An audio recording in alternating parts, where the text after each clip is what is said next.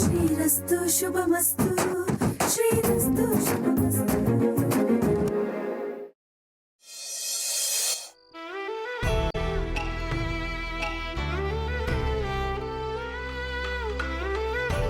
ಸುಳ್ಳು ಹೇಳ್ಬೇಡಿ, ನಿಮ್ಗೆ ಅವ್ನು ಇಷ್ಟ ಅಲ್ಲ ಅಂತ ನನಗೆ ಚೆನ್ನಾಗಿ ಗೊತ್ತು.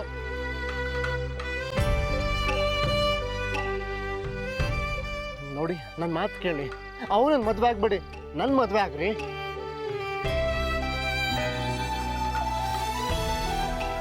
ಹಣಕಾಸಿನ ಸಮಸ್ಯೆ ಇದ್ರೆ ಅದನ್ನ ವ್ಯವಸ್ಥೆ ಮಾಡಿದ್ರಾಯ್ತು.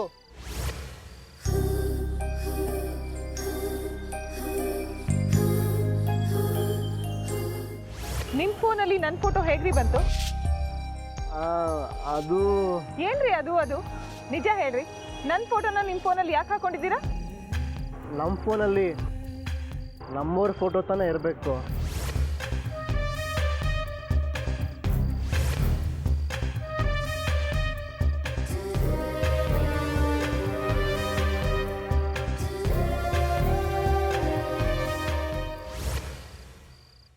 ದಯವಿಟ್ಟು ನನ್ನನ್ನು ಕ್ಷಮಿಸ್ಬಿಡಿ ಶ್ರೀನಿಧಿ ಅವರೇ. ನನ್ನ ಮನಸ್ಸಿನ ತುಂಬ ನೀವೇ ತುಂಬ್ಕೊಂಡಿದ್ದೀರಾ. ಆದರೂ ನೀವು ನನಗೆ ಇಷ್ಟನೇ ಇಲ್ಲ ಅನ್ನೋ ಥರ ನಿಮ್ಮ ಹತ್ರ ಒರಟಾಗಿ ನಡ್ಕೊಂಡೆ. ನನಗೆ ಮದನ್ ಅವ್ರನ್ನ ಮದುವೆ ಆಗೋಕ್ಕೆ ಸ್ವಲ್ಪನೂ ಇಷ್ಟ ಇಲ್ಲ. ಆದರೆ ಅವ್ರಿಗೆ ಮಾತು ಕೊಟ್ಟಿದ್ದೀನಿ. ಮಾತಿಗೆ ತಕ್ಕ ಹಾಗೆ ನಡ್ಕೋಬೇಕಾಗಿರೋದು ನನ್ನ ಧರ್ಮ.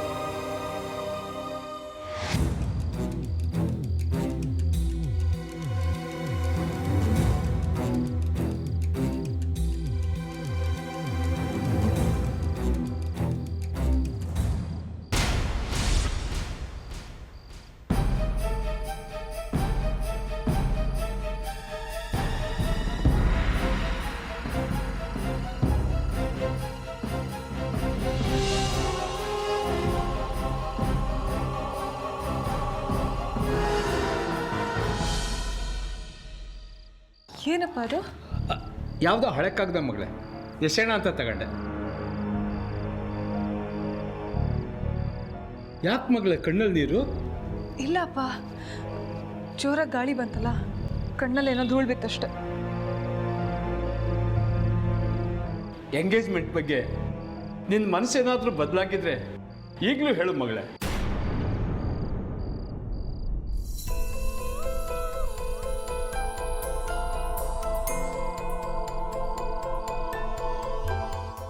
ಇಲ್ಲಪ್ಪ, ನನ್ನ ನಿರ್ಧಾರದಲ್ಲಿ ಯಾವುದೇ ಬದಲಾವಣೆನೂ ಇಲ್ಲ. ನಾನು ಮದನ್ ಅವರನ್ನೇ ಮದುವೆ ಮಾಡ್ಕೋತೀನಿ. ಸರಿಯಾಗಿ ಯೋಚನೆ ಮಾಡು ಮಗಳು, ಇದು ನಿನ್ನ ಜೀವನಕ್ಕೆ ಸಂಬಂಧಪಟ್ಟಿದ್ದು. ನಿಮ್ಮ ಮಾತು ಕೇಳ್ತಾ ಇದ್ರೆ ಈಗಲೇ ಎಂಗೇಜ್ಮೆಂಟ್ ಬೇಡ, ನನಗೆ ಶ್ರೀನಿಧಿ ಅವ್ರು ಕಂಡ್ರೆ ತುಂಬ ಇಷ್ಟ ಅಂತ ಹೇಳಬೇಕು ಅನಿಸ್ತಿದೆ.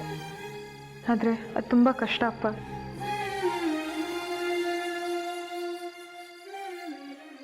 ಚೆನ್ನಾಗಿ ಯೋಚನೆ ಮಾಡಿದ್ದೀನಪ್ಪ.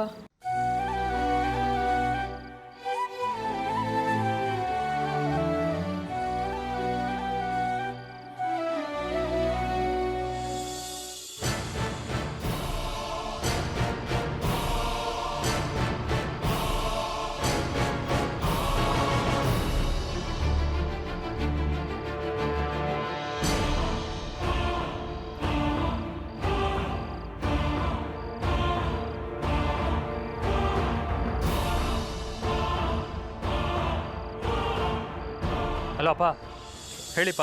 ಎಲ್ಲಿದೆಯೋ ರವಿ? ಇಲ್ಲ, ಫ್ರೆಂಡ್ಸ್ ಜೊತೆ ಇದ್ದೀನಿ. ತಕ್ಷಣ ಮನೆಗೆ ಬಾ. ನಾಳೆ ಎಂಗೇಜ್ಮೆಂಟ್ ಹೇಗೆ ಕ್ಯಾನ್ಸಲ್ ಮಾಡಿಸ್ಬೇಕು ಅಂತ ನಾನು ಫ್ರೆಂಡ್ಸು ಪ್ಲ್ಯಾನ್ ಮಾಡ್ತಾ ಇದ್ದೀವಪ್ಪ. ಅದೆಲ್ಲ ಏನು ಬೇಡ, ನಿಮ್ಮ ಅಕ್ಕನ ಎಂಗೇಜ್ಮೆಂಟ್ ನಡೆಯಲ್ಲ. ತಕ್ಷಣ ಮನೆಗೆ ಬಾ. ಅಕ್ಕನೇ ಬೇಡ ಅಂತ ಹೇಳ್ಬಿಟ್ಲಾ? ಮನೆಗೆ ಬಾ, ಎಲ್ಲ ಹೇಳ್ತೀನಿ. ಸರಿಯಪ್ಪ, ಆಯಿತು.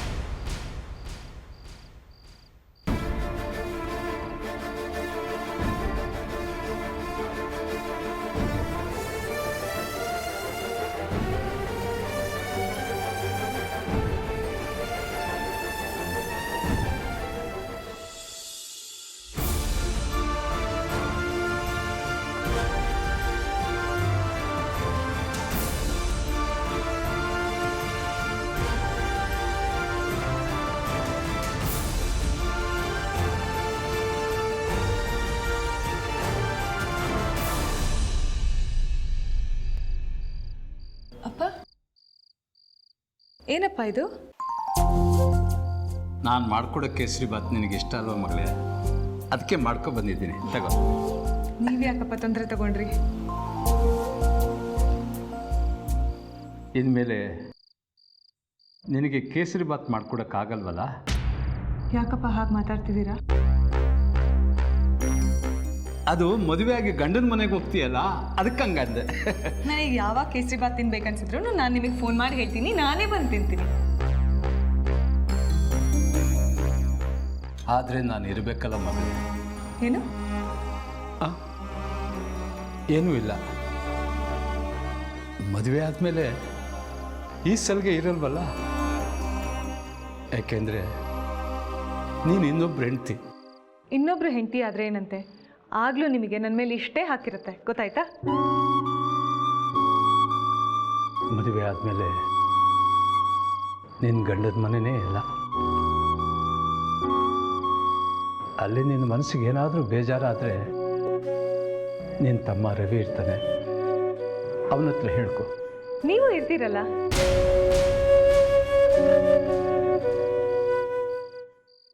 ಇಲ್ಲ, ನಾನು ಇರಲ್ಲ.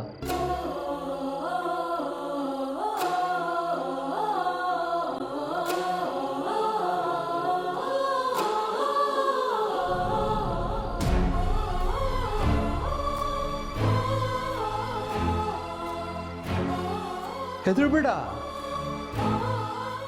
ನೀನು ಮದುವೆ ಆದಮೇಲೆ ತೀರ್ಥಯಾತ್ರೆಗೆ ಹೋಗೋಣ ಅಂತ ಇದ್ದೀನಿ. ತೀರ್ಥಯಾತ್ರೆಗೆ ಹೋದರೆ ವಾಪಸ್ ಬರ್ತೀರಾ? ಅದನ್ನು ಯಾಕೆ ಇಷ್ಟು ಸೀರಿಯಸ್ ಆಗಿ ಹೇಳ್ತಿದ್ದೀರಾ? ಪ್ರತಿ ತಂದೆ ತಾಯಿಗೂ ನಿನ್ನಂಥ ಮಗಳಿರಬೇಕು. ಆದರೆ ಯಾವ ಮಕ್ಕಳಿಗೂ ನನ್ನಂಥ ತಂದೆ ಇರಬಾರದು. ಯಾಕಪ್ಪ ಇವತ್ತೇನೇನೋ ಮಾತಾಡ್ತಿದ್ದೀರಾ?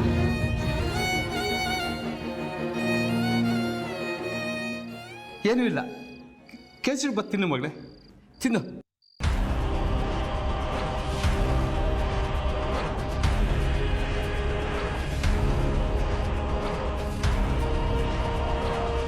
ಕೇಶವ, ಆಹಾ, ಈ ದುಡ್ಡೇನಾರ ಬೇಲೂರು ಬಡ್ಡಿ ಬಿಟ್ಬಿಟ್ರೆ 3 ತಿಂಗಳಿಗೆ ಡಬ್ಲಿಂಗು.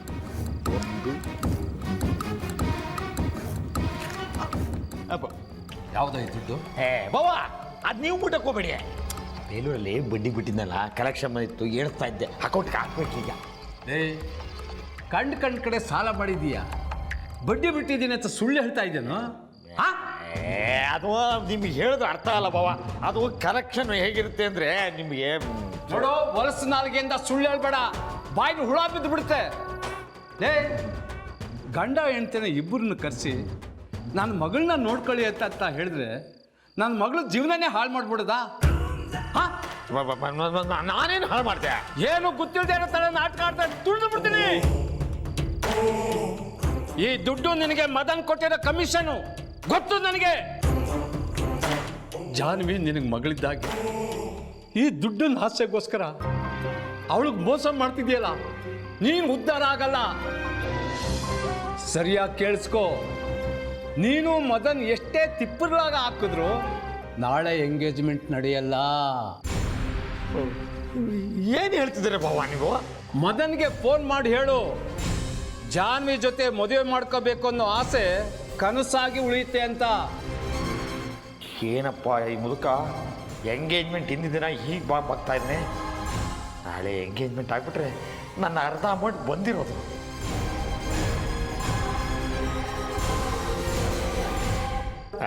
ಬಾವ, ನಾಳೆ ಎಂಗೇಜ್ಮೆಂಟು ನೀವು ಹೇಗೆ ತಡೀತೀರಿ?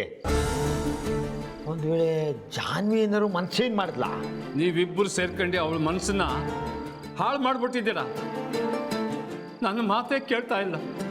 ಆದರೆ ನೀವು ಅಂದ್ಕೊಂಡಿರೋ ಥರ ಇದೆಲ್ಲ ಆಗತ್ತೆ ಅಂತ ಅಂದ್ಕೋಬೇಡಿ. ನನ್ನ ಪ್ರಾಣ ಕೊಟ್ಟಾದರೂ ಸರಿ, ನಿಶ್ಚಿತಾರ್ಥ ತಡಿತೀನಿ. ಅದು ಹೇಗೆ ಬಾವ? ಕಾದು ನೋಡು, ಗೊತ್ತಾಗುತ್ತೆ.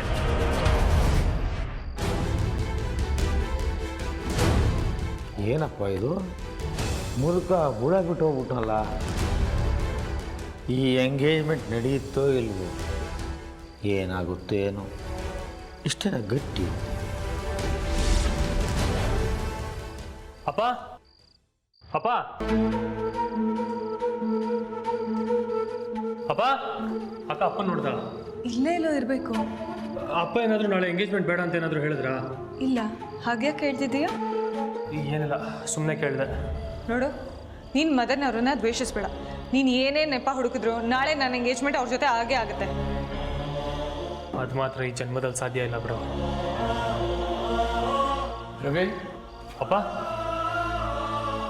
ಅಪ್ಪ ಫೋನ್ ಮಾಡಿ ಬರೋಕ್ಕೆ ಹೇಳಿದ್ರಿ, ಏನೋ ಮಾತಾಡಬೇಕು ಅಂತ. ಇಲ್ಲಿ ಬೇಡ, ಬಾ.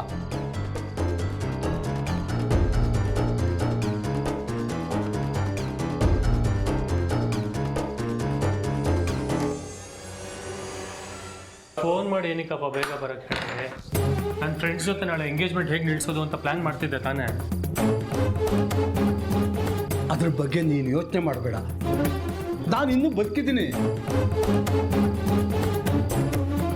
ನಾಳೆ ಮದನ್ ಜೊತೆ ಎಂಗೇಜ್ಮೆಂಟ್ ಅಂತ ಅಳಿಯಂದ್ರು ತುಂಬ ಮನಸ್ಸು ಕಚ್ಕೊಂಡಿದ್ರಾ?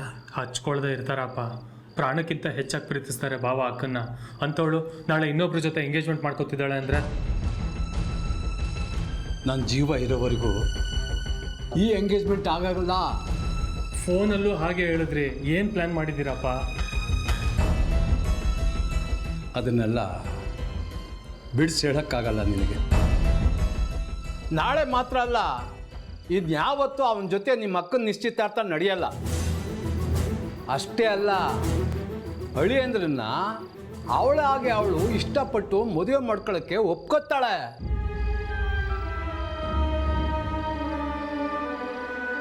ಅದು ಹೇಗೆ ಅಂತ ನನಗೂ ಹೇಳಿಪ್ಪ, ನನ್ನ ಮನಸ್ಸಿಗೂ ಸ್ವಲ್ಪ ಸಮಾಧಾನ ಆಗುತ್ತೆ. ನೋಡು ರವಿ, ನೀನಿನ್ನೂ ಚಿಕ್ಕವನು, ಇದ್ರ ಬಗ್ಗೆ ಎಲ್ಲ ನೀನು ತಲೆ ಕೆಡ್ಸ್ಕೋಬೇಡ. ನಾನು ಹೇಳೋದನ್ನು ಸರಿಯಾಗಿ ಕೇಳು. ಇನ್ಮೇಲೆ ನೀನು ಜಾನ್ವಿಗೆ ತಮ್ಮ ಅಲ್ಲ, ಅಣ್ಣನಾಗಿರಬೇಕು. ಅಣ್ಣನಾಗಿ ಅಂದರೆ? ಅಂದರೆ ನಾಳೆಯಿಂದ ನೀನು ಹೆಚ್ಚಿನ ಜವಾಬ್ದಾರಿ ತಗೋಬೇಕು. ಜಾನ್ವಿಗೆ ನೀನು ಅಣ್ಣನ ಥರ, ತಂದೆ ಥರ ಇರಬೇಕು. ಯಾಕಪ್ಪ ಒಂಥರ ಮಾತಾಡ್ತಿದ್ದೀರಾ? ನೋಡು, ಇನ್ಮೇಲೆ ಸ್ನೇಹಿತರ ಜೊತೆ ಹೊತ್ತು ಗೊತ್ತು ಇಲ್ದಲೆ ಸುತ್ತಾಡೋದನ್ನ ನಿಲ್ಲಿಸ್ಬೇಕು. ಸಿನಿಮಾ, ಹೋಟ್ಲು ಅಂತ ದುಡ್ಡು ಹಾಳು ಮಾಡೋದನ್ನ ಬಿಡಬೇಕು. ಇದೆಲ್ಲ ಯಾಕೆ ಹೀಗೆ ಹೇಳ್ತಾ ಇದ್ದೀರಾ? ಸಮಯ ಬಂದಾಗ ಕೆಲವೊಂದನ್ನು ಹೇಳಬೇಕಾಗತ್ತೆ. ಸಮಯ ಬಂದಾಗ ಅಂದರೆ ನೀನು ಮನೆ ಜವಾಬ್ದಾರಿ ತಗೊಳ್ಳೋ ಸಮಯ ಬಂದಿದೆ. ಅದಕ್ಕೆ ಮನೆ ಹಿರಿಯರು ಅಂತ ನೀವೇ ಇದ್ದೀರಲ್ಲಪ್ಪ. ನನಗೆ ವಯಸ್ಸಾಯಿತು, ದೇವ್ರು ಯಾವಾಗ ಬೇಕಾದರೂ ಕರ್ಕೋಬೋದು. ಅಪ್ಪ ಪ್ಲೀಸ್, ಯಾಕೆ ಹೀಗೆಲ್ಲ ಮಾತಾಡ್ತಿದ್ದೀರಾ ನೀವು? ಜಾನು ಮದುವೆ ಆದಮೇಲೆ ನೀನು ಒಬ್ಬನೇ ಆಗ್ತೀಯ. ನಿಮ್ಮಮ್ಮನ ಬುದ್ಧಿ ನಿನಗೆ ಗೊತ್ತಲ್ವಾ? ಅವಳಿಗೆ ವಯಸ್ಸಾಗಿದೆ, ಆದರೆ ಅದ್ರ ತಕ್ಕನಾಗಿ ಬುದ್ಧಿ ಬಂದಿಲ್ಲ. ಅದಕ್ಕೆ ನೀನು ಮನೆ ಜವಾಬ್ದಾರಿ ತಗೋಬೇಕು. ಪ್ರತಿ ಹಬ್ಬಕ್ಕೂ ಅಕ್ಕ ಭಾವನ ಮನೆ ಕರಿಬೇಕು. ನಿನ್ನ ಕೈಲಿ ಎಷ್ಟಾಗುತ್ತೋ ಅಷ್ಟರ ಮಟ್ಟಿಗೆ ಉಪಚಾರ ಮಾಡು. ನಾನು ಹೊರಡ್ತೀನಿ ರವಿ. ಎಲ್ಲಿಗೆ ಹೋಗ್ತಿದ್ದೀರಾ? ಮೇಲಕ್ಕೆ. ಅಂದರೆ ಮೇಲೆ ಪಾರ್ಕ್ ಇದಲ್ಲ, ಅಲ್ಲಿಗೂ ಹೋಗ್ಬಿಟ್ಟು ಬರ್ತೀನಿ.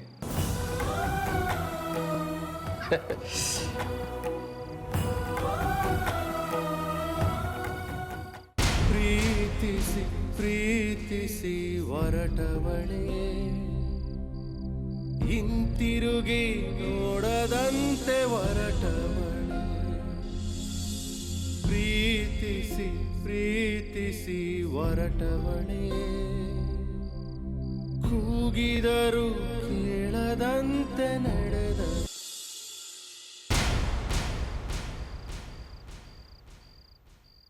ಯಾಕೆ ಅದನ್ನ ಆಫ್ ಮಾಡಿದ್ರಿ? ಆಗ್ಲಿಂದ ನೋಡ್ತಾ ಇದ್ದೀನಿ. ಈ ಹಾಡನ್ನ ರಿಪೀಟ್ ಮಾಡಿ ಮಾಡಿ ಕೇಳಿಸ್ಕೊತಿದ್ಯಾ? ಚಾನು ನೆನಪು ನನಗೆ ಪದೇ ಪದೇ ಕಾಡ್ತಿದೆ. ಇನ್ನೇನು ಮಾಡಲಿ ಹೇಳಿ? ನನಗೂ ಅದೇ ಯೋಚನೆ ಆಗಿರೋದು ಕಣೋ.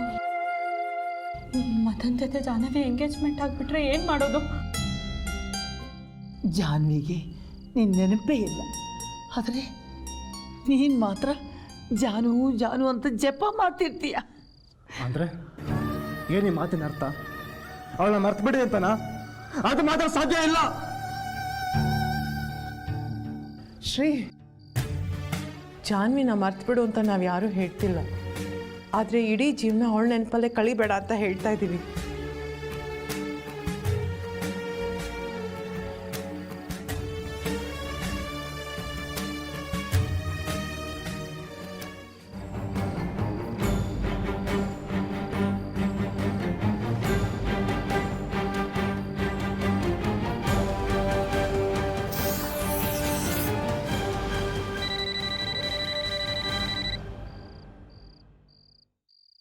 ಹೇಳು ಚೆನ್ನಕೇಶವ. ಮದನ್ ಅವರೇ, ನಿಮಗೆ ಎಡಗಣ್ಣೇನಾರು ಅದುರ್ತಾ ಇದೆಯಾ? ಇಲ್ಲ, ಯಾಕೆ? ನಾಳೆ ಎಂಗೇಜ್ಮೆಂಟಿಗೆ ಮುಹೂರ್ತ ಕರೆಕ್ಟಾಗಿ ಫಿಕ್ಸ್ ಮಾಡಿದ್ದೀರ ತಾನೇ? ಓನಯ್ಯ, ನಕ್ಷತ್ರಗಳಿಗೆ ಎಲ್ಲನೂ ಕೇಳೇ ಫಿಕ್ಸ್ ಮಾಡೋದು. ಯಾಕೆ? ಯಾವುದಕ್ಕೂ ಮುಹೂರ್ತನ ಇನ್ನೊಂದ್ಸಲ ಕೇಳಿದ್ರೆ ಚೆನ್ನಾಗಿತ್ತೇನೋ ಅನಿಸುತ್ತೆ. ಯಾಕೋ ಚೆನ್ನಕೇಶವ? Safety side ಕೇಳಿಬಿಡಿ. ಮೊದಲೇ ನಿಮ್ಮದು 2ನೇ ಇನ್ನಿಂಗ್ಸು, ಏನಾದ್ರು ಹೆಚ್ಚು ಕಡಿಮೆ ಆಗಿ ದ್ವಿತೀಯ ಉಜ್ಞೆ ಆಗಿಬಿಟ್ರೆ? ಏನಯ್ಯ, ನಾಳೆ ಶುಭ ಕಾರ್ಯ ಇಟ್ಕೊಂಡು ಏನೇನೋ ಬೊಗಳ್ತಾ ಇದೆಯಾ? ನಾನು ಬೊಗಳ ನಾಯಿ. ಇಲ್ಲೊಂದು ನಾಯಿ ನಿಮ್ಮನ್ನು ನಾಳೆ ಕಚ್ಚೋದಕ್ಕೆ ರೆಡಿ ಆಗಿದೆ. ಯಾರ ಬಗ್ಗೆ ಹೇಳ್ತಾ ಇದೆಯಾ ನೀನು? ನಮ್ಮ ಪೂಜ್ಯ ಬಾವಾಜಿಯವರು. ಏನಂದ ಆ ಮುದ್ಕ? ನಮ್ಮ ಬಾವ ಅಪರೂಪಕ್ಕೆ ಗುಂಡು ಹಾಕಿದ್ರೋ ಗಾಂಜಾ ಹೊಡೆದಿದ್ರೋ ಗೊತ್ತಿಲ್ಲ, ನನಗೆ ಚೆನ್ನಾಗಿ ಬೆಂಡೆತ್ಬಿಟ್ರು. ನಾಳೆ ಯಾವುದೇ ಕಾರಣಕ್ಕೂ ಎಂಗೇಜ್ಮೆಂಟ್ ನಡೆಯೋದಿಲ್ಲ ಅಂತ ನಾನು ತಲೆ ಮೇಲೆ ಹೊಡೆದಾಗಿರ್ಬಿಟ್ರು. ಆ ಮುದ್ಕ ಏನೋ ಹೇಳ್ದ ಅಂತ ಫೋನ್ ಮಾಡ್ತಾ ಇದೀಯಾ? ಓ, ನೀನು ಈ ರೀತಿ ಹೇಳಿದ್ರೆ ಎದುರ್ಕೊಂಡು ನಾನು ನಿನಗೆ ದುಡ್ಡು ಕೊಡ್ತೀನಿ ಅಂತ ತಿಳ್ಕೊಂಡಿದ್ದೀಯಾ? ಇಂಥ ಟ್ರಿಕ್ಗಳನ್ನ ನಾನು ಭಾಳ ನೋಡಿದ್ದೀನಿ. ಅಯ್ಯೋ, ನಾನು ನಂಬಿಪ್ಪ, ನನಗೆ ದುಡ್ಡು ಬೇಕು ಅಂದರೆ ನಿಮ್ಮ ಡೈರೆಕ್ಟಾಗಿ ಕೇಳಲ್ವೇ? ಇದರಲ್ಲಿ ಯಾವ ಟ್ರಿಕ್ಕೂ ಇಲ್ಲ, ನಿಮ್ಮ ಬೋರ್ಡ್ ತಲೆ ಮೇಲೆ ಆಣೆ ಮಾಡಿ ಹೇಳ್ತಾ ಇದ್ದೀನಿ. ಆ ಮುದುಕನಿಗೆ ಅರಳು ಮರಳು ಶುರುವಾಗಿದೆ, ಅದಕ್ಕೆ ಏನೇನೋ ಬೊಗಳ್ತಾ ಇದ್ದಾನೆ ಬಿಡು. ಅಯ್ಯೋ, ಮುಂಚೆ ಆಗಿದ್ರೆ ನಾನು ಹಾಗೆ ಅಂತಿದ್ದೆ, ಆದರೆ ಇವತ್ತು ನಮ್ಮ ಭಾವ ಮಾತಾಡಿದ ರೀತಿನೇ ಬೇರೆ ಇತ್ತು. ಎಂಗೇಜ್ಮೆಂಟ್ ತಪ್ಪಿಸೋಕೆ ಏನೋ ಪ್ಲ್ಯಾನ್ ಮಾಡಿದ್ದಾನೆ, ನಾವು ಹುಷಾರಾಗಿರ್ಬೇಕಷ್ಟೇ. ನೀನೇನು ತಲೆ ಕೆಡಿಸ್ಕೋಬೇಡ. ಆ ಬ್ರಹ್ಮನೇ ಬಂದರೂ ಈ ಎಂಗೇಜ್ಮೆಂಟ್ನ ತಪ್ಸೋಕ್ಕಾಗಲ್ಲ. ನಾನು ಎಲ್ಲ ವ್ಯವಸ್ಥೆ ಮಾಡಿದ್ದೀನಿ. Bye. Hello hello hello. Flavour ತುಂಬ ಚೆನ್ನಾಗಿದೆ. ನನ್ನ ಜಾನುಗೆ ಖಂಡಿತ ಇಷ್ಟ ಆಗುತ್ತೆ.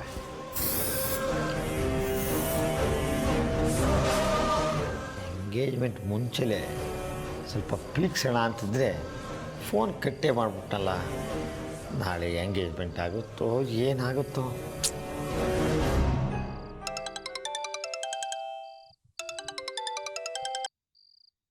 ಸುನಿಲ, ಎಂಗೇಜ್ಮೆಂಟಿಗೆ ಬರಬೇಕು. ನೀನು ಯಾವ ನೆಪಾನೂ ಹೇಳಬಾರ್ದು. ಜಾನ್ವಿ, ಅಂಕಲ್ ಬಂದಿದ್ರ ಮನೆಗೆ? ಅಪ್ಪನ ಇಲ್ಲೇ ಎಲ್ಲೋ ಹೋಗಿ ಬರ್ತೀನಿ ಅಂತ ಹೇಳಿ ಹೋದ್ರು. ಓ ಹೌದಾ? ಏನಿಲ್ಲ, ಈಗ ಸ್ವಲ್ಪ ಹೊತ್ತಿಗೆ ಮುಂಚೆ ನನ್ನ ಹತ್ರ ಬಂದಿದ್ರು. ಓ, ಎಂಗೇಜ್ಮೆಂಟ್ ಟೈಮಲ್ಲಿ, ಮದುವೆ ಟೈಮಲ್ಲಿ ನೀನು ಬಂದು ಸ್ವಲ್ಪ ಕೆಲಸಗಳನ್ನು ನೋಡ್ಕೊತ ಹೇಳಕ್ಕ? ನಿನ್ನ ಮದುವೆ ವಿಚಾರ ಏನು ಮಾತಾಡಲಿಲ್ಲ ಅವರು. ಮತ್ತೆ ಏನೋ ಗೊತ್ತಿಲ್ಲ, ಅವ್ರು ಯಾಕೋ ಒಂಥರ ಇದ್ರು. ಒಂಥರ ಅಂದರೆ? ಅಂಕಲ್ ಈಗ 1 ವರ್ಷಕ್ಕೆ ಮುಂಚೆ ನನ್ನ ಹತ್ರ ಒಂದು 2500 ರೂಪಾಯಿ ದುಡ್ಡು ಇಸ್ಕೊಂಡಿದ್ರು. ನಾನು ಏನು ಕೇಳಕ್ಕೆ ಹೋಗಿರಲಿಲ್ಲ. 1-2 ಸತಿ ಅವರೇ ಕೊಡ್ತೀನಿ ಅಂತ ಬಂದಾಗ ನಾನೇ ಬೇಡ ಅಂತಲೂ ಹೇಳಿದ್ದೆ. ಇವತ್ತು ಅದು ಏನಾಯ್ತೋ ಗೊತ್ತಿಲ್ಲ, ಬಂದು ದುಡ್ಡು ತಗೋ ಅಂದರು. ಬೇಡ ಬೇಡ ಅಂತ ಎಷ್ಟು ಹೇಳಿದ್ರು ಕೇಳಿಲ್ಲ, ತಗೋ ಅಂತ ಕೊಟ್ಟು ಹೋಗೇ ಬಿಟ್ರು ಕಣೆ. ಹೊರಟಿದ್ದೀನಿ, ಋಣಮುಕ್ತನಾಗಬೇಕಲ್ಲ ಅಂತ ಅಂದರು ಅಂಕಲ್. ಇನ್ಮೇಲೆ ನಾನು ಇರಲ್ಲ.